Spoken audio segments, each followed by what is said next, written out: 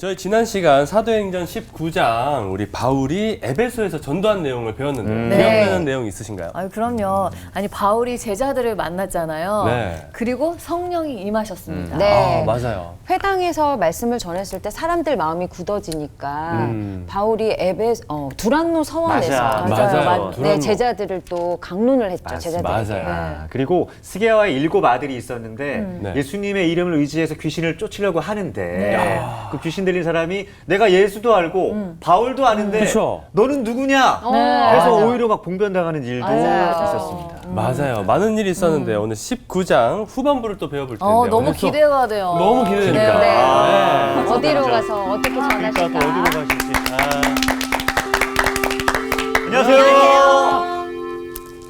안녕하세요. 안녕하세요. 살다 보면 나의 이해와 다른 사람의 이해가 엇갈릴 때가 아주 많이 있죠. 네. 나는 나 나름대로 최선을 다했고 네. 또 그 사람도 최선을 다했는데 이 둘이 갈등을 빚게 되는 경우가 많이 있습니다. 그럴 때마다 우리가 하는 얘기가 뭐죠? 난 최선을 다했어. 네. 이렇게 얘기합니다. 그 사람의 입장에 서보려고 하지 않은 거죠. 어느 분이 했던 얘기가 떠오르는데요. 사자인 남편과 이게 이제 우화적인 얘기니까 네. 암소인 아내가 결혼을 했어요. 네. 둘이 너무 사랑했어요. 네. 그런데 사자는 자기 아내를 너무나 사랑했기 때문에 늘 신선한 고기를 잡아다가 아내에게 대접을 합니다. 그런데 암소는 초식동물인데 풀 먹어야 되는데. 먹을 수가 없는데 네. 남편이 갖다 주기 때문에 거절하지 않고 먹었어요. 힘들지만. 그런데 아내인 암소는 남편을 너무나 사랑하기 때문에 아주 신선한 건초를 준비해서 남편에게 줬습니다. 네. 이 사자는 싫었지만 아내가 줬기 때문에 먹었어요. 그러고 지내다가 얼마 지난 다음에 더 이상 견딜 수가 없게 되었을 때 둘이 뭐라고 얘기했냐면 나는 최선을 다했어 라고 말하고 헤어졌어요. 아이고. 이게 뭐냐면 둘 다 최선인데 문제는 뭐예요? 서로를 알지 못했다. 네. 그러니까 우리가 그 에릭 프롬이라는 사람이 사랑에 대한 이야기를 하면서 사랑에 들어가는 요소 가운데 누군가를 돌보는 이야기, 또 존경해야 하는 거, 또 책임져야 하는 거, 그 다음에 있는 게 뭐냐면 지식인데 알아가는 건데 그에 대해서 알아야 하는 거예요. 그가 좋아하는 건 뭔지, 그가 싫어하는 건 뭔지. 그렇죠. 근데 우리가 이제 그 부분을 소홀히 할 때가 있단 말이죠. 네, 네. 그래서 우리가 누군가를 이해한다고 하는 것은 그의 자리에 있어 보지 않은 건 우리가 알지 못하는 거죠. 그래서 삶은 복잡합니다. 내 자리에서 보면은 저 사람이 내 기준에 따르면 좀 부족해 보이는데 그 사람의 삶의 자리에서 바라보면은 그는 또 나름대로 열심히 살고 있는 거고 이런 경우가 제법 많이 있습니다. 그래서 우리는 조심스러워야 하는 것이죠. 인간은 복잡해요. 우리가 성경을 읽으면서도 배워야 할 게 삶은 그렇게 단순하지는 않다. 삶은 복잡하기 이를 데 없다. 그런데 잘 살기 위해서는 그 복잡한 삶 속에서도 뭔가 하나 지향을 바로하고 살아야 한다. 오늘 수업 사도행전 35강 에베소에서 일어난 소동. 오늘 그 19장 21절부터 41절까지를 보는데 21절과 22절 간단하게 보면 이런 내용입니다. 바울이 이제 그 에베소에서 다른 곳에 두란노 서원에서 네. 서원이 뭐였어요? 스콜레. 원래 뜻이 뭐였죠? 스콜레가 스콜레. 한가하다. 한가하다, 여유롭다. 그런 자아성찰하는 뜻이었습니다. 거. 네. 그러니까 한가롭고 여유롭기 때문에 생계를 위한 일에 몰두하지 않고 자기를 성찰하고 어떻게 살아야 하는지를 돌아볼 수 있어. 이게 스콜레의 본래의 의미인데 거기에서 많은 사람들을 가르치자 그 지역에 살고 있는 사람들이 바울의 말을 듣지 않은 사람이 없었다. 그래서 사람들의 삶이 변화됩니다. 네. 그래서 마술하던 책들을 가져다 다 불태우고 이렇게 됐죠. 놀라운 변화가 일어났습니다. 자, 이 일이 있은 후 바울이 이제 그것을 떠날 생각을 하고 있습니다. 네. 그래서 마케도니아와 아가야를 거쳐서 예루살렘으로 돌아가려고 합니다. 왜? 바울 사도가 정말로 가고 싶었던 곳은 로마였습니다. 세계의 중심지라고 하는 거기에 가서 복음을 전하고 싶은 열망이 있었던 것이죠. 그런데 그는 그런 꿈을 가지고 있었는데 바울을 돕는 사람들 가운데 디모데와 에라스도 두 사람을 마케도냐로 보냅니다. 자, 왜 보냈을까요? 자, 그것은 뭐냐? 예루살렘 교회를 위한 의연금을 모집하도록 이미 얘기를 해놨기 때문에 그렇습니다. 예루살렘 교회가 어려움을 겪고 있었어요. 네. 그래서 바울 사도가 아가야와 마게도냐에 있는 형제 자매들에게 우리가 예루살렘에 있는 형제들에게 부조금을 좀 보냅시다 하고 얘기했고 사람들은 그것을 좋게 여겨서 모으기 시작했습니다. 그래서 디모데와 에라스도를 보내가지고 그것들을 수거해 오도록 지금 이제 지시를 내리고 있는 겁니다. 자, 이게 굉장히 중요한 사건 가운데 하나인데 지금 우리는 교회가 다 개교회죠. 네. 정운 씨 다니는 교회, 나온 씨 다니는 교회 다 달라요. 네. 물론 우리가 교회를 얘기할 때 교회론 얘기할 때 네 가지로 흔히 얘기하는데 하나의 교회, 원 혹은 A 네. 하나를 뜻해요. 그 다음에 뭐라고 얘기하냐면 하나의 사도적 교회, 아포스톨릭, 사도들로부터 우리에게 전달되려 나왔던 그러한 그 진실들을 지키는 교회예요. 근데 또 하나는 거룩한 교회입니다. 교회는 거룩해야 되죠. 네. 홀리한 거예요. 아포스톨릭, 홀리. 그 다음에 이제 캐토릭 그러는데 네. 이때 캐토릭이라고 하는 것은 지금 로만 카톨릭 얘기하는 게 아니라 보편적이라 하는 뜻인데 보편적인 교회. 그러니까 보편적이라는 게 뭐예요?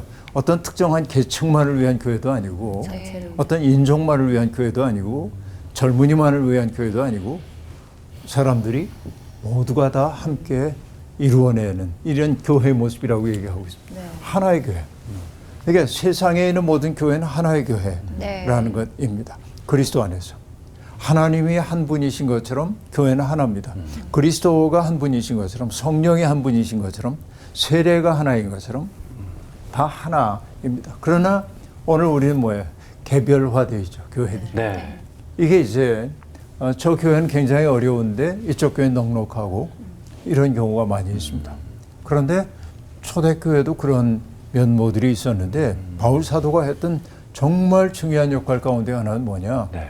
예루살렘 교회가 우리와 무관한 교회라고 여기지 않고 한 몸의 유기체라고 느꼈기 때문에 이들이 고통을 당하고 있으니 우리도 고통을 함께 짊어져야 합니다. 라고 얘기해서 마케도니아와 아가야에 있는 사람들은 어떻게 보면 생면부지의 사람들이고 네. 나와 무관한 사람처럼 여겨질 수 있는데 그들을 위해 돈을 모았다. 이건 어마어마한 일입니다.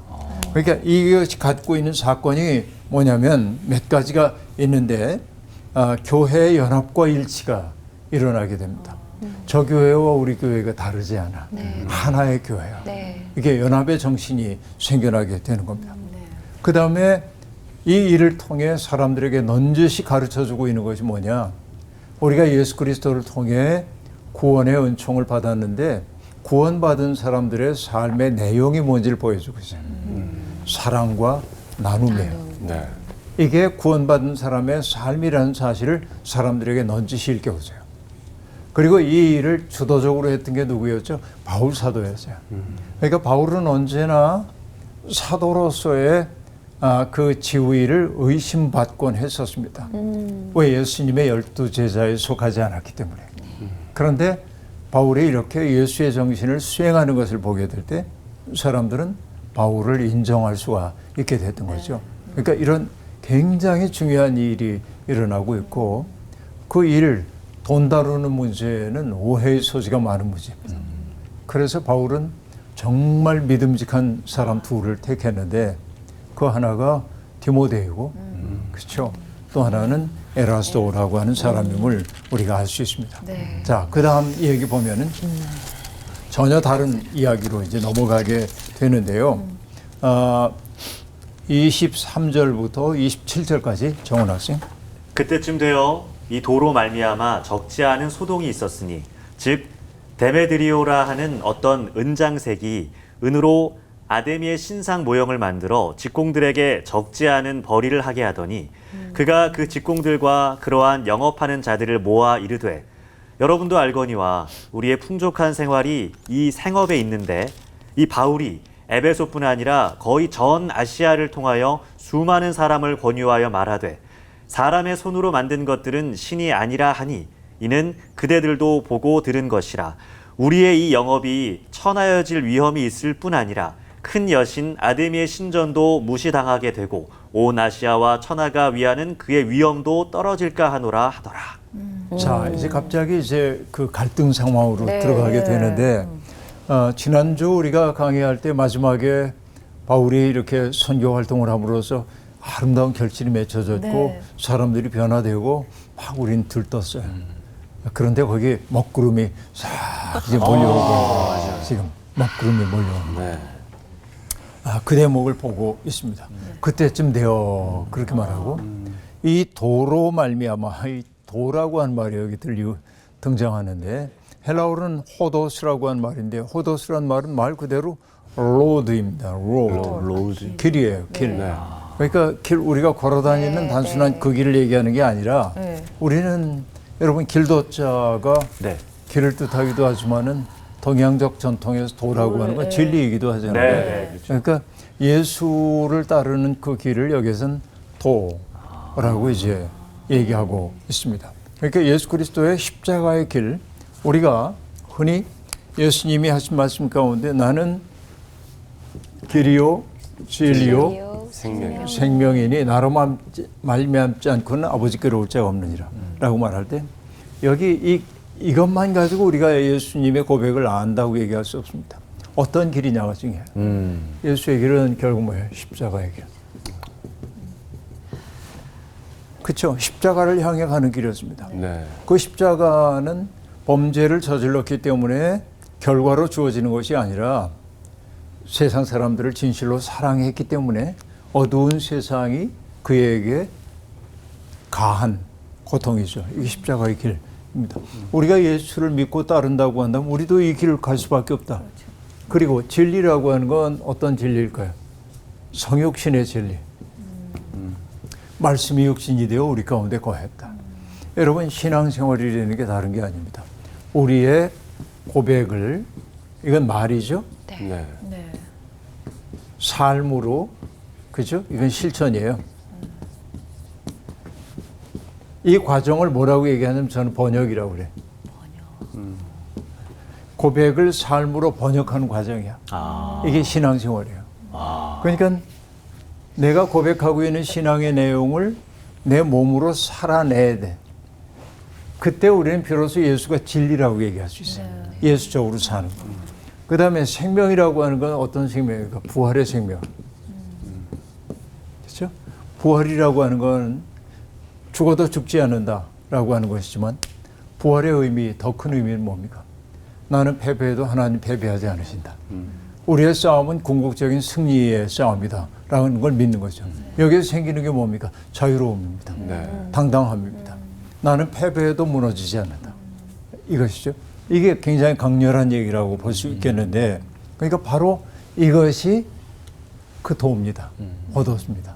근데 그들은 지금 이제 사람들이 이 도 때문에 하고 얘기할 때 이 내용은 알지 못하고 단순히 예수라고 하는 사람을 전하고 있는 저 바울이 전하는 그 도 때문에 우리가 지금 위험에 처했다라고 하는 거예요. 적지 않은 소동이 일어났다라고 말합니다. 자, 소동을 일으킨 사람의 이름이 여기에 등장하는데 네. 데메드리오라고 하는 사람입니다. 은장색입니다. 네. 은으로 뭔가를 만들어 제품을 만드는 사람입니다.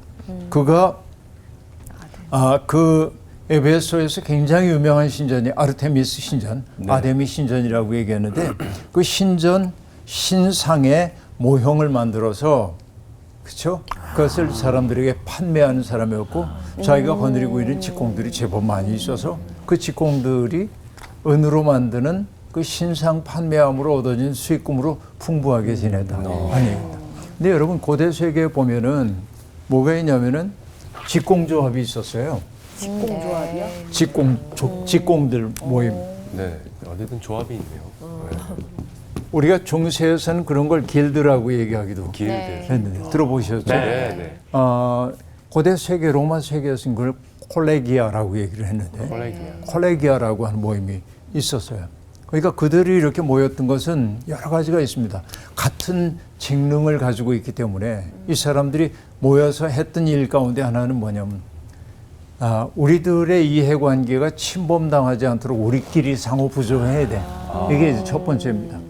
그리고 그들이 모여가지고 뭘 하냐면 어떤 제품에 대한 기준 같은 것들을 만들어가지고 거기에서 어긋나지 않도록 기준을 만들어줘요. 마치 지금도 이제 국제적으로 표준에 대한 그 표준을 만들기 위한 모임들이 있잖아요. 치열합니다. 내가 만든 제품이 표준이 되기를 원하고 그런 것들이 있잖아요. 네. 이런 것들이라고 볼 수 있습니다. 그러니까 기술 및 직업적인 표준을 만들어내고 그러니까 또 그 길드가 하고 있는 일이 뭐냐면 새롭게 유입되는 사람들을 자기들의 직능에 맞게 도제 교육시키는 이런 일들도 그 직능조합이 하고 있던 중요한 일이었고 그러니까 이런 다양한 일들을 하는데 서로 친해지잖아요. 그러니까 친목을 도모하는데 가장 좋은 게 뭐냐면 동일한 신을 믿는 거예요. 그러니까 이 그 은장색들이 믿는 신들, 가죽 공예품 만드는 사람들을 보호해 준다고 하는 신, 이런 신들을 믿게 돼요. 그러니까 그 직능조합들은 때때로 모여서 뭐냐면 종교 행위를 행하게 돼 있고 그 종교 행위에 동참하지 않는 사람들은 길드가 불편하게 여기는 거죠. 이게 이제 고대 세계의 모습임을 우리가 알 수 있습니다. 근데 이런 사람들이 많아, 예를 들면. 그럼 그들은 그 시에서 발언권이 높아집니다. 힘이 정치적 이익 집단이 되는 겁니다.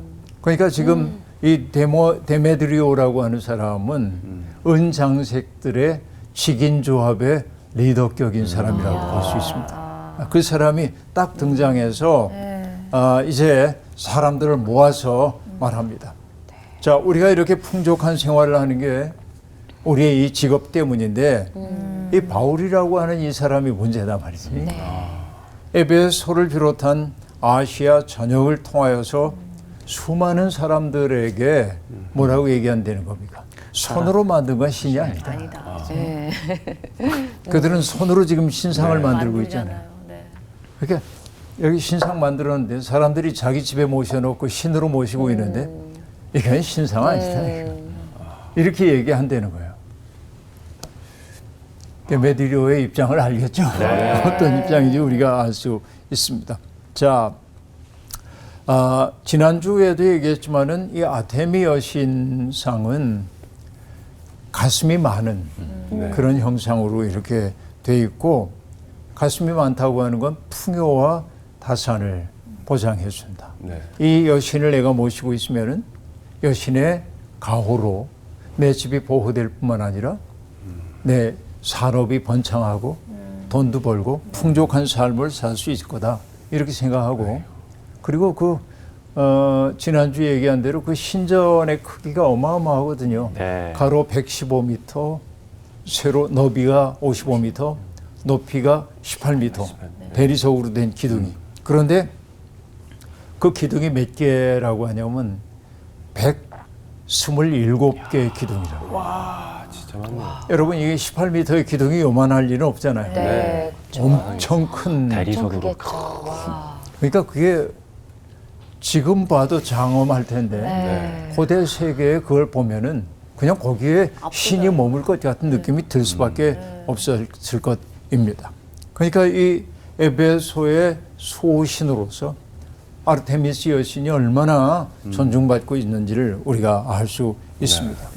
근데 바울이 하는 얘기가 사람의 손으로 만든 거는 더 이상 신이 아니다 라고 얘기하면 자기들의 생업이 어려움에 빠질 수밖에 없다. 이게 데메드리오의 이야기입니다. 네. 데메드리오가 했던 그 이야기가 일리가 있죠. 네. 바울 사도가 손으로 만든 것은 신이 아니다라고 얘기했는데 이것은 이사야서에도 등장하고 또 시편에도 여러 차례 등장하는 대목입니다. 시편 115편 4절에서 8절은 이렇게 얘기합니다. 그들의 우상들은 은과 금이요 사람이 손으로 만든 것이라. 그리고 이제 조롱이 나와요. 입이 있어도 말하지 못하며 눈이 있어도 보지 못하며 귀가 있어도 듣지 못하며 코가 있어도 냄새 맡지 못하며 손이 있어도 만지지 못하며 발이 있어도 걷지 못하며 목구멍이 있어도 작은 소리조차 내지 못하느니라. 우상들을 만드는 자들과 그것을 의지하는 자들이 다 그와 같으리로다 라고 얘기합니다. 그렇네. 맞아. 팩트다. 팩트야, 진짜. 팩트. 그런데 이사야서에서는 더 신랄합니다. 이사야 44장에 이렇게 얘기해요. 어떤 사람들이 산에 가가지고 백향목 같은 걸 베어가지고 와요. 집으로 끌고 옵니다. 그래서 그걸 가지고 쓰는 얘기를 하고 있는데 이렇게 얘기해요. 이 나무는 사람이 땔감을 잡는 것이거든 그가 그것을 가지고 자기 몸을 덮게도 하고 불을 피워 떡을 굽기도 하고 신상을 만들어 경배하며 우상을 만들고 그 앞에 엎드리기도 하는구나. 그 중에 절반은 불에 사르고 그 절반으로는 고기를 구워 먹고 배불리며 또 몸을 덮게 하여 이르기를 아하 따뜻하다 내가 불을 보았구나 하면서 그 나머지로 신상 곧 자기의 우상을 만들고 그 앞에 엎드려 경배하며 그것에게 기도하여 이르기를 너는 나의 신이니 나를 구원하라 하는도다. 그러니까 이건 일종의 뭐랄까 세타예요. 풍자. 네. 자, 나무를 가지고 와서 나무의 일부는 도끼를 패가지고 불을 덮이고 고기도 굽고 떡도 만들고 그리고 또 일부는 신상을 만들고 그 신 앞에 엎드려가지고 이는 거예요. 굉장히 조롱조의 내용임을 우리가 알 수 있습니다. 아낌없이 주는 거. 그런데 이제 그런 상황이에요. 그래서 데메드리오가 사람들에게 얘기합니다. 자, 그 도, 바울이 전하는 그 도 때문에 네. 우리의 영업이 천하여질 위험이 있다. 네. 우리에게 평판에 문제가 생긴다. 네. 또 위대한 여신의 신전이 아무것도 아닌 것으로 여겨질 수 있다. 네. 세 번째, 여신의 위대함조차 훼손될 판이다라고 얘기합니다. 자, 이거 심각한 위기예요. 그들의 입장에서 보면. 그런데 여기에 뭘 얘기했냐면은 여신의 신전에 대한 염려를 하고 있고 여신에 대한 안위를 걱정하고 있어요. 그러나 그건 명분이고 네. 그들의 마음을 온통 사로잡고 있는 것은 앞에 나오는 얘기입니다. 우리의 풍족한 생활이 무너질 수도 있다. 그렇죠. 네. 이익 동기라고 얘기할 수 있어요. 저는 그래서 이익 동기가 극복되지 않으면 명분이 어떤 것이든지 간에 믿음직하지 않다 하는 생각 늘 가지고 있습니다. 그래서 이익에 담백해질 때 사람들은 맑은 소리를 낼 수 있는데 그 이익이 나를 사로잡는 순간 맑은 소리 내기가 어려워요. 자, 그 다음 얘기를 볼 텐데요. 28절부터 31절까지를 읽어주세요. 네. 그들이 이 말을 듣고 분노가 가득하여 외쳐 이르되 크다 에베소 사람의 아데미어 하니 온 시내가 요란하여 바울과 같이 다니는 마게도냐 사람 가이오와 아리스타고를 붙들어 일제히 연극장으로 달려 들어가는지라. 바울이 백성 가운데로 들어가고자 하나 제자들이 말리고 또 아시아 관리 중에 바울의 친구된 어떤 이들이 그에게 통지하여 연극장에 들어가지 말라 권하더라. 네. 자, 아이고. 사람들이 이제 우리의 풍족한 생활이 위협에 처할 수도 있다 하는 이야기를 듣고 나니까 마음속에 막 흥분감이 생겨나기 시작해서 분노가 가득하여서 외치는 소리가 뭐냐? 크도다 에베소 사람의 아데미어라고 이제 외쳤다고 얘기를 하고 있습니다. 그러자 온 시내가 요란합니다.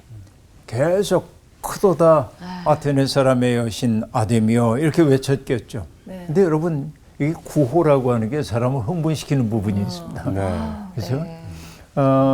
구호와 노래 이런 것들이 사람들을 어떻게 바꿔놓냐면 우리가 여러 사람들이 모여 있는 것을 뭐라고 하냐면은 다중 혹은 군중 네. 이렇게 얘기합니다. 그들은 이제 무리예요. 어떤 그 정치적인 의도로 뭔가 방향을 정해지지 않은 그냥 어떤 뭉텅이입니다. 네, 네. 군중들은 네. 그런 사람들입니다. 그런데 중요한 게 뭐냐면은 이 무리들이 가끔은 뭐로도 바뀌냐면 네. 이게 한나 아렌트라는 미국의 정치학자가 사용한 단어인데 네. 막 이걸 뭐라고 번역하냐면 폭민, 폭도들 얘기하는 거예요. 폭력을 사용하는 사람들로 이제 바뀌는 거입니다. 왜 이들이 왜 폭민으로 바뀌는지를 이렇게 보면은 여러분 이제 공통의 이해관계나 정치적 목적 없이 그냥 모였어요. 다중들은 네. 이렇게 이제 있어 흩어져 있습니다. 근데 어떤 순간에 내가 잉여인간 취급받는 것 같고 내가 내 사회에서 아무런 역할도 없는 것 같고 그리고 내 이익이 누구 때문에 침해된 것처럼 느끼고 그러면은 내 마음속에 적개심이 생기잖아요. 네. 분노가 또. 그리고 누구 때문이라고 탓하고 싶은 생각들이 생겨나잖아요. 네. 그런데 일단의 나쁜 사람들이 사람들을 자기의 정치적 목적으로 위해서 사람들의 적개심이 향할 수 있는 적을 지적을 해. 저 사람 때문이야 라고 얘기합니다. 분풀이하려고. 그러니까 여기에서 중요한 것은 뭐냐면 그게 객관적 사실인지가 중요하지 않아요. 네. 뭐예요? 선동. 네, 선동. 그 선동이 사람들을 뭐로 바꾸냐면 폭민으로 바꿔낸다. 그 폭민으로 바뀌는 과정은 다시 얘기하면 이런 겁니다. 내가 사회적으로 고립되어 있고 소외되어 있다고 느껴요. 그리고 그 때문에 내가 어디에도 속하지 못했어. 이 느낌이 강하게 와요. 네.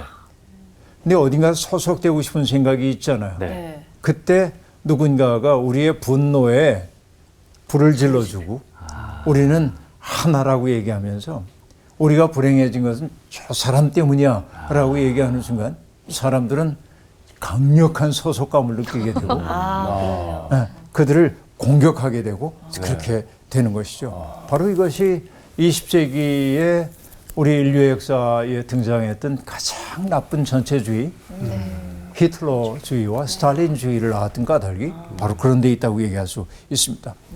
그런데 어쨌든 이런 일들 때문에 시내가 요란하면서 바울과 같이 다니는 마케도니아 사람 가이오와 아리스다고를 붙들어서 연극장으로 데리고 들어갑니다. 네. 지금도 여러분 에베소 가본 분들은 이 연극장에 다 갑니다. 거기 이제 산이 있는데 거기에 그 산에 산자락 아래에 한 2만 5천 명 그 정도가 앉을 수 있는 로마식 원형극장 거기로 이제 가는 거예요. 피오산 기슭에 세워져 있는데 거기에 이제 다 갑니다. 막 이제 선동장이 된 거예요. 거기가. 근데 바울이 백성들 가운데로 들어가려고 합니다. 근데 사람들이 보니까 바울이 그 속에 들어갔다는 맞아 죽겠습니다. 위험해. 그래서 제자들이 말립니다. 그래서 연극장에 들어가지 말라고 권유를 합니다. 위기 네. 상황에. 그 다음 얘기 봅시다. 네. 32절부터 35절까지. 사람들이 외쳐 어떤 이는 이런 말을 어떤 이는 저런 말을 하니 모인 무리가 분란하여 태반이나 어찌하여 모였는지 알지 못하더라. 유대인들이 무리 가운데서 알렉산더를 권하여 앞으로 밀어내니 알렉산더가 손짓하여 백성에게 변명하려 하나 그들은 그가 유대인인 줄 알고 다 한 소리로 외쳐 이르되 크다 에베소 사람의 아데미여 하기를 2시간이나 하더니 서기장이 무리를 진정시키고 이르되 에베소 사람들아 에베소시가 큰 아데미와 제우스에게서 내려온 우상의 신전지기가 된 줄을 누가 알지 못하겠느냐. 네, 거기까지 보는데요. 사람들이 연극장에 가서 막 떠듭니다. 이런 걸 뭐라고 중고난방. 그냥 어떤 그 조리 있게 누군가가 얘기하는 게 아니라 뭐 이 사람 저 소리하고 막 이러는데 거기 모여든 사람들 막 흥분 속에 있는데 자기들이 왜 모였는지 잘 몰라. 그 문제 아닌가요? 정말. 그렇죠. 네. 우리가 이런 일 제법 많이 알고 있습니다. 근데 이제 유대인들도 그 자리에 있었던 거죠. 네. 왜냐하면 예수 믿는 사람들 싫어했으니까. 그래서 알렉산더라는 사람을 밀어가지고 네가 얘기해, 네가 얘기해. 지금 우리가 여기 왜 왔는지 그렇게 얘기하는데 그가 유대인인 것을 알자 사람들이 소리를 지릅니다. 관둬. 너희들 말하지 마 하고 얘기하면서 논리가 작동되지 않는 곳에서는 선동이 작동되는데 외칩니다. 크다 에베소 사람의 아데미여. 이걸 2시간 동안이나 합니다. 반복하는 거예요. 그러니까 그 구호가 여러분 뭐 야구장이나 이런데 저는 야구장 안 가봐가지고 모르겠습니다만 뜨겁지 않아요. 굉장합니다. 그 열기가 지금 2시간 동안 어마어마하게 이렇게 되어 있는 것입니다. 그러자 그 시위를 책임지고 있는 사람이 서기장에 나타나서 얘기 안 났어요. 이 많은 사람들이 폭동이라도 일으키면은 심각한 문제가 벌어질 수 있습니다. 진정하라고 얘기하면서 그들의 마음을 어루만지기 위해 이런 말을 합니다. 에베소 사람들아, 에베소시가 큰 아데미와 위대하다 하는 얘기지. 그리고 제우스에게서 내려온 우상의 신전치기가 된 줄 누가 알지 못하겠느냐 이렇게 말합니다. 자, 이게 어떤 얘기냐면 아르테미스 여신상이 엄청 크게 세워졌거든요. 근데 그 당시에 사람들이 보기에 저걸 인간이 만들었다고 생각할 수 없을 정도로 크고 장엄해. 그래서 신화가 만들어집니다. 사람이 만든 게 아니라 제우스 신이 내려보냈다는 거예요. 그 신상이. 그러니까 그 제우스 신이 내려보낸 이 신상을 지키는 역할이 우리에게 주어졌다는 이 명예로운 이 책이 우리에게 있다는 사실을 누가 모르겠느냐라고 얘기를 하고 있습니다. 그렇죠? 그러면서 바로 이것이 우리에게 맡겨져 있는 일이라고 얘기를 일단 하고 있습니다. 그 마음을 이렇게 다독여준 거네요. 진정시키고 있는 거죠. 그 다음 얘기 보십시오. 36절부터 41절. 네. 이 일이 그렇지 않다 할 수 없으니 너희가 가만히 있어서 무엇이든지 경솔히 아니하여야 하리라. 신전의 물건을 도둑질하지도 아니하였고 우리의 여신을 비방하지도 아니한 이 사람들을 너희가 붙잡아 왔으니 만일 데메드리오와 그와 함께 있는 직공들이 누구에게 고발할 것이 있으면 재판 날도 있고 총독들도 있으니 피차 고소할 것이요 만일 그 외에 무엇을 원하면 정식으로 민회에서 결정할지라.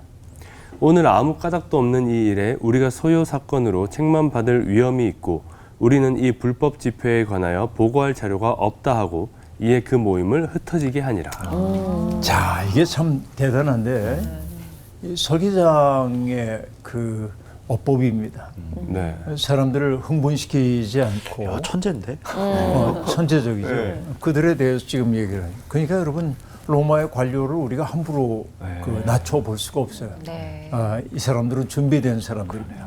그러니까 이 폭도들의 마음에 불을 지르는 일을 하지 않기 위해서 우리가 아데미 여신을 섬긴다고 하는 거, 그분을 지키는 일이 우리의 소명이라는 사실을 누가 감히 부정할 수 있겠는가. 우린 그걸 영예스러운 직책으로 받아들인다 하고 얘기해서 한 통속인 것처럼 느끼게 만듭니다. 그런데 그 다음에 이제 얘기를 하는 거죠.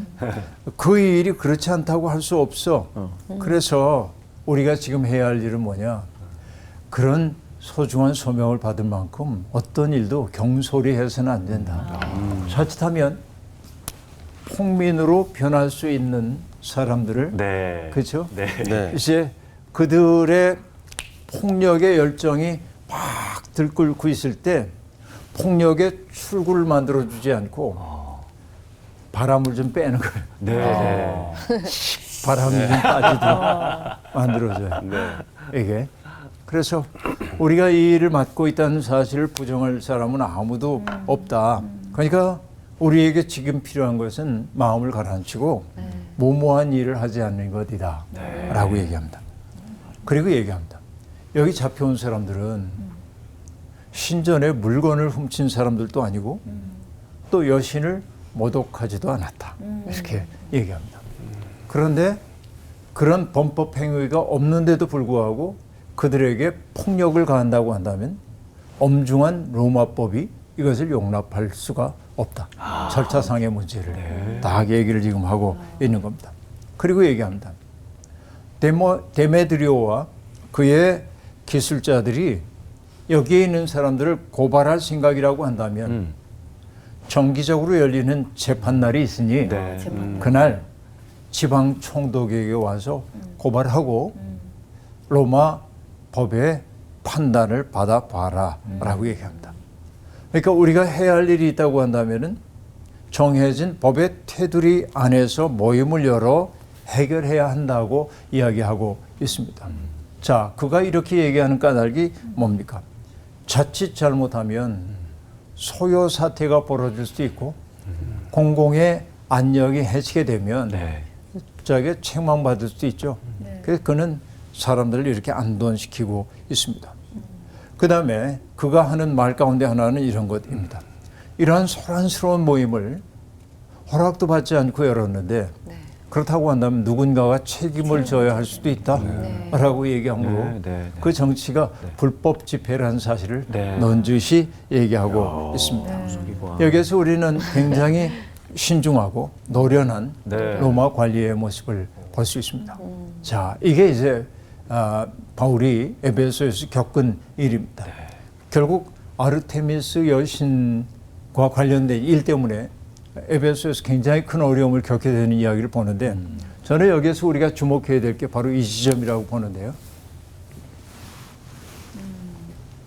정말 많은 다중들이 아까 얘기한 대로 자기가 소속감이 없다고 느끼고, 그렇죠? 네. 소속감이 없다고 하는 얘기는 내가 자발적으로 소속으로부터 벗어나왔다기보다는 밀려났다. 는 자각입니다. 근데 내가 밀려났다는 얘기는 뭐죠? 누군가가 날 민 사람이 있을 거 아니에요. 네. 그러니까 여기에서 발생하는 게 뭐냐면 적대감이고요. 그리고 홀로는 그 적대감을 누군가에게 자기를 밀어낸 사람에게 갚아줄 수가 없어요. 표현할 수가 없어요. 그러니까 그들에게 필요한 것은 뭐냐? 자기와 같은 절망과 분노를 품고 있는 사람들, 그 사람들의 모임이에요. 그런데 그 모임은 언제나 누구에 의해 촉발되냐면 그들을 이용해서 자기 이익을 확보하려고 하는 사람들에 의해서 불꽃이 당겨지도록 되어 있습니다. 그대들이 오늘 불행한 것은 바로 공의시 때문이야 라고 얘기한다든지 공공의 적을 만드는 거예요. 아, 공공의적. 네. 그렇게 해서 그들이 이 분노가 폭발되도록 만들므로써 그렇죠? 이익을 보려고 하는 사람들이 있는 것이죠. 맞아. 이게 여러분 우리 사회에도 이런 요소가 없는지 공론장이 어떻게 무너지고 있는지 이런 것들을 돌이켜 생각해 봐야 합니다. 그래서 우리는 정말 냉철해야 하고 남들이 하고 있는 이야기에 휘둘리지 않는 내적 능력 같은 것들이 우리에게 필요합니다. 우리가 성경을 보면서 이런 사건들을 주목하여 보는 까닭이 사람들의 마음이 어떤 경로로 움직이는지를 보면서 나를 살피기 위한 것이라고 말할 수 있겠습니다. 자, 그러면은 이런 일들이 바울을 절망시켰을까요? 다시 한번 이렇게 불태워 글쎄요. 굴하지 않을 것 생각해 같은데. 오늘 얘기 여기서 마치고 다음 시간에 만나서 후의 이야기를 들어보도록 하겠습니다. 고맙습니다. 고맙습니다. 세상의 기준과 이 하나님의 우리 말씀의 기준이 있잖아요. 그래서 늘 말씀을 듣는 게 말씀으로 무장해야 된다. 그런데 이 기준으로 내가 살아가야 되는데 조금만 타협하다 보면 저렇게 좀 휘둘리지 않을까라는 생각에 한 번 더 이 기준을 제가 딱 주님의 기준을 딱 잡고 살아가야겠다는 다짐을 했습니다. 아유, 저 같은 경우에는 모임이라는 걸 다시 한번 생각해 보게 됐어요. 그러니까 저희가 좋은 뜻으로 모임을 한다고 하더라도 이게 어느 순간 뭔가 하나가 잘못되면 그 모임이 잘못될 수도 있다. 맞아요. 라는 생각을 하면서 진짜 하나님의 마음을 가지고 하나님의 모임을 제대로 잘 만들어 나가는 꾸려나가는 이런 것들을 조금 생각해보고 더 노력을 해야 되겠다라는 생각을 좀 하게 됐어요. 여기 오늘 본문에 되게 그 리더 우두머리가 2명이 나왔잖아요. 한 명은 그 데메드리, 한 명은 그 서기관인데 서기관, 맞아. 너무 그 물이 자기를 다른 사람들을 인도하는 방식이 너무 다르잖아요. 그러니까 참 이 서기가 아까 천재였다고 했는데 이제 지혜 있는 것 같아요. 지혜가 많아요. 네. 이런 지혜를 가져야겠다. 저는 여기 그 극장으로 수많은 무리가 모였는데 태반이나 내가 여기 왜 왔지? 왔는지 나 몰랐어요. 몰라. 네. 그러니까 우리가 황당해요. 깨어있지 않고 그냥 물에 물 탄 듯 술에 술 탄 듯 그렇게 살면 이렇게 끌려갈 수밖에 없을 수도 있겠다. 내가 여기 왜 있는 거지?